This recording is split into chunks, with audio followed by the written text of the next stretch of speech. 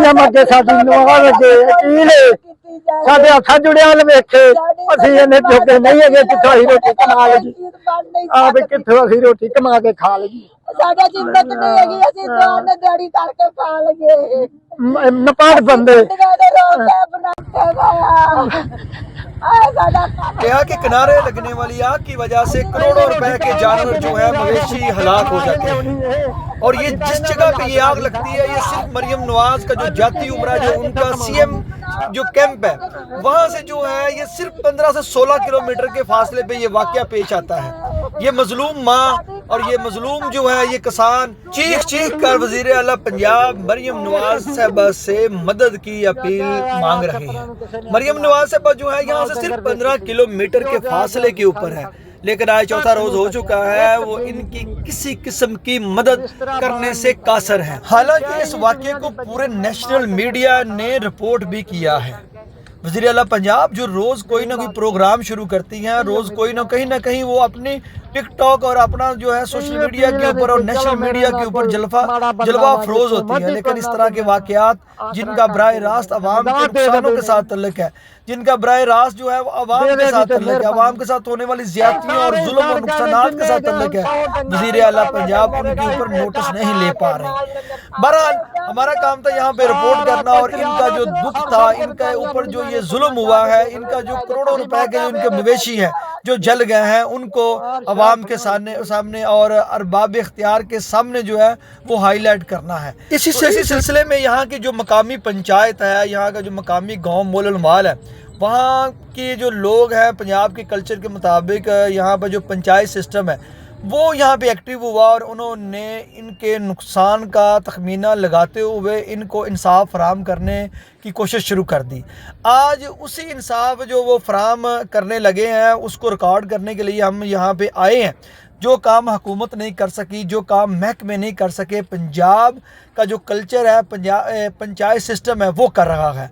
हम आपको उन तमाम लोगों से, उन तमाम हीरो से भी मिलवाते हैं जिन्होंने इसके ऊपर आज जो है वो फैसला किया है और इनका होने वाले नुकसान का अजाला भी वो करने जा रहे हैं। मौके के ऊपर जो है इंसाफ होने जा रहे हैं। आइए हम उन साहिबान से मिलते हैं। साढ़े नाल इस वक्त जिहड़े ने मकामी चेयरमैन जिहड़े ने वो मौजूद ने मोलनवाल दे हाजी फरूक अहमद साहब, जिन्हां ने एडा वड्डा जिहड़ा फैसला करवाया है। फैसला तो हर कोई कर लैंदा, असल चीज़ होंदी है फैसले दी अमल दरामद।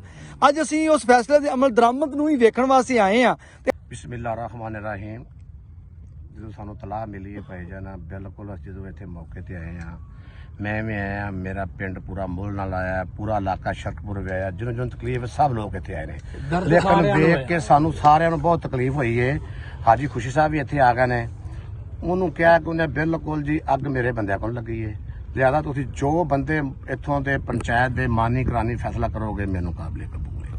असं क्या ठीक है जी, सानू उन्हें अपने इख्तियार देते हैं, जिन्हों का माल मवेशी सड़िया उन्होंने भी सानू इख्तियार देते सन कि तुम जो फैसला करोगे सानू कबूल है। असी 5-6 बंदे उठे हैं, उठ के असी इन्हू बिल्कुल इन्होंने वर्क किया। वर्क करने तो बाद असी हाजी खुशी नूं आख्या कि इन्हों का 1 करोड़ रुपए का नुकसान तू देगा। उन्हें जी बिल्कुल जो तुम फैसला किया मैनू काबले कबूल है। उन्होंने कहा जी असी नुकसान तेरे को अज ही लेना तो हुणे ही लेना है। ये गरीब लोग ने, ये बेचारे रात जाके घर सौंदे ने। उन्हें ठीक है जी, उन्हें जी मेरे को माल मुआशी है वो ले लो। असी गए फौरन जाके तो सानू माल मुआश दिता, उनकी कीमत लाई इसे पंचायत ने 26,50,000 रुपया।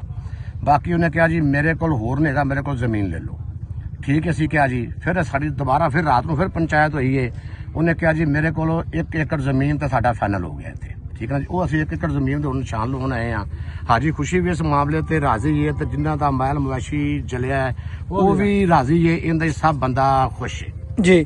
ਤੇ ਹੁਣ ਸਾਡੇ ਨਾਲੋਂ ਬਜ਼ੁਰਗ ਮੌਜੂਦ ਨੇ ਜਿਨ੍ਹਾਂ ਦਾ ਨੁਕਸਾਨ ਹੋਇਆ। ਬਾਬਾ ਯੂਨਸ ਜੀ, ਜਿਹੜਾ ਪੰਚਾਇਤ ਨੇ ਫੈਸਲਾ ਕੀਤਾ ਏ ਇਹ ਤੁਹਾਨੂੰ ਹੱਕੀ ਸੱਚੀ ਮਨਜ਼ੂਰ ਹੈ? ਸੋਹਣਾ ਕੀਤਾ ਜਾ, ਤੁਹਾਡਾ ਨੁਕਸਾਨ ਜਿਹੜਾ ਏ ਮਨਜ਼ੂਰ ਹੈ, ਬੜਾ ਠੀਕ ਹੋ ਗਿਆ, ਮਨਜ਼ੂਰ ਹੈ ਸਾਨੂੰ, ਮਨਜ਼ੂਰ ਹੈ ਤੁਹਾਨੂੰ। ਜਿਹੜੀ ਇਹ ਪਹਿਲੀ ਕਿੱਲਾ ਪਹਿਲੀ ਤੇ 26 ਲੱਖ रुपया मिल गया। जो भी फैसला हो गया हमने किया है, बहुत अच्छा हो गया। हाजी खुशी की भी मेहरबानी है, ठीक है ना जी। वो जी गल की वो अपने वादे ते पूरा उतर रहा है।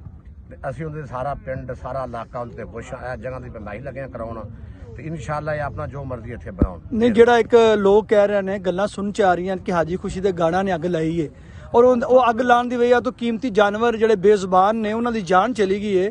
ਕਿਆ ਪੰਚਾਇਤ ਨੇ ਉਹਦਾ ਵੀ ਕੋਈ ਉਹਨੂੰ ਪਾਇਆ ਯਾਨੀ ਕਿ ਡੰਨ ਪਾਇਆ? ਅਸੀਂ 1 ਕਰੋੜ ਰੁਪਇਆ ਉਹਨੂੰ ਰੋਜ਼ਾਨਾ ਪਾਇਆ ਜੀ।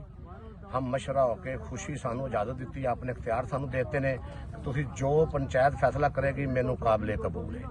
ਅਸੀਂ ਫਿਰ 5-6 ਬੰਦਿਆਂ ਨੇ ਇਕੱਠੇ ਹੋ ਕੇ ਘੰਟਾ ਇਹਦੇ ਤੇ ਵਰਕ ਕੀਤਾ, ਵਰਕ ਕਰਕੇ ਤੇ ਅਸੀਂ ਮਾਨੀ ਕੁਰਾਨੀ ਬਿਲਕੁਲ ਫੈਸਲਾ ਕੀਤਾ ਹੈ। ਇਹਦੇ ਤੇ ਖੁਸ਼ੀ ਨੇ ਵੀ ਸੈਨ ਉਠੇ ਕੀਤੇ ਨੇ, ਸਾਰੀ ਪੰਚਾਇਤ ਦੇ ਹੋਏ ਨੇ, ਖੁਸ਼ੀ ਦੀ ਰਾਏ ਦੇ ਨਾਲ ਸਾਰਾ ਕੁਝ ਹੋਇਆ। ਅੱਛਾ, ਇਹ ਦੱਸੋ ਕਿ ਇਹਨਾਂ ਨੂੰ ਜਿਨ੍ਹਾਂ ਦਾ ਨੁਕਸਾਨ ਹੋਇਆ ਉਹਨੂੰ ਕੀ ਕੀਤਾ ਜਾ ਰਿਹਾ? 1 ਏਕੜ ਪਹਿਲੀ 1 ਕਰੋੜ ਰੁਪਏ ਫਿਲਹਾਲ ਅਸੀਂ ਜਿਹੜਾ ਜੇ ਦਿੱਤਾ ਜੇ ਕੋਈ ਤਕਰੀਬਨ ਜਿਹੜਾ ਜੇ 22 ਲੱਖ ਨੇ ਡੰਗਰ ਦੇ 26,50,000 ਰੁਪਏ ਦੇ 26,50,000 ਰੁਪਏ ਦੇ ਜਾਨਵਰ ਤੇ ਬਾਕੀ ਜਿਹੜਾ 1 ਏਕੜ ਜ਼ਮੀਨ ਜਿਹੜੀ ਬਾਕੀ ਪੈਸਿਆਂ ਦੀ ਅਸੀਂ ਉਹਨਾਂ ਨੂੰ ਦਵਾਤੀ। ਬਾਕੀ ਪੈਸਿਆਂ ਦੀ 1 ਏਕੜ ਇੱਥੋਂ ਜ਼ਮੀਨ ਦਿਲਵਾ ਦਿੱਤੀ। 10 ਕਨਾਲ 15 ਮਰਲੇ ਜ਼ਮੀਨ ਉਹਦੀ ਵੈਲਿਊ ਹਿਸਾਬ ਨਾਲ 70-80 ਲੱਖ ਰੁਪਏ ਹੋਈ, ਬਿਲਕੁਲ ਜਿਹੜੀ ਉਹ ਲਾ ਕੇ ਲਾਤੀ ਉਹਨਾਂ ਨੂੰ ਦੇ ਦਿੱਤੀ ਹੈ। ਔਰ ਜਿਹੜੇ ਲਵਾਹਿਕੀਨ ਨੇ ਇਸ फैसले से खुश ने? बिल्कुल खुश ने राजी ने। अस्सलाम वालेकुम। आपको पता है कि चंद दिन रात को ये खबर सबसे पहले मैंने ही आप लोगों के साथ शेयर की थी जब यहाँ पे आग लगी थी। तो उसके बाद जो ये है कि मकामी जो पंचायत है, मकामी जो चौधरी हैं, यहाँ जब मैं अक्सर बात करता हूँ ना चौधरियों की, असल चौधरी अगर आपने देखने तो ये है, ये वो चौधरी हैं जिन्होंने एक गरीब मजलूम का जो नुकसान है उसको पूरा किया है। ये आप चौधरी देख सकते हैं। ये वो चौधरी नहीं है जो काटन चौधरी है जो गरीबों का माल खाते हैं। इन चौधरियों ने यहाँ पर उस गरीब का जो है नुकसान हुआ, रातों रात फैसला हुआ। अगर ये गरीब बंदा पुलिस के पास जाता या FIR करवाता तो इस बेचारे की जिंदगी गुजर जाती। ना अदालतों ने इंसाफ देना था, ना पुलिस ने देना था। लेकिन आज भी पंजाब का जो कल्चर है, पंजाब की शान है, वो हमारी पंचायतें हैं, हमारे इस जैसे बुजुर्ग हैं, जो पूरी ये टीम जो है, मलिक फारूक साहब जो यहाँ के चेयरमैन है, इनकी पूरी जो टीम, ये जितने लोग आप देख सकते हैं मेरे कैमरे की जो है तवज्जो से आप देख सकते हैं कि ये वो लोग हीरो हैं कि जो हमारे मुआशरे में जब बगाड़ पैदा होता है तो ये लोग सुधारने के लिए आते हैं। असल नेकी भी ये है, असल इंसान का दुनिया में आने के लिए। और ये जो फैसला हुआ है ये इस इलाके की तारीख का सबसे बड़ा फैसला है कि रातों रात इंसाफ मिला। जो कहते हैं ना कि इंसाफ जो मिल गया है, तो वो बुजुर्गों को इंसाफ मिल गया। बुजुर्गों ने खुद कहा है कि मुझे 1 एकड़ जमीन और 26.5 लाख रुपए मैंने वसूल पा लिया। तो मैं सबका शुक्रिया अदा करूंगा जी। जब ये हमने खबर सुनी हमें तकलीफ हुई थी बड़ी ज्यादा कि इस बेचारे का क्या होगा, लेकिन आज जब आप लोगों ने एक्टिव हुए, आप लोग अंदर आए और आप लोगों ने इंसाफ किया, आप सबको हमारा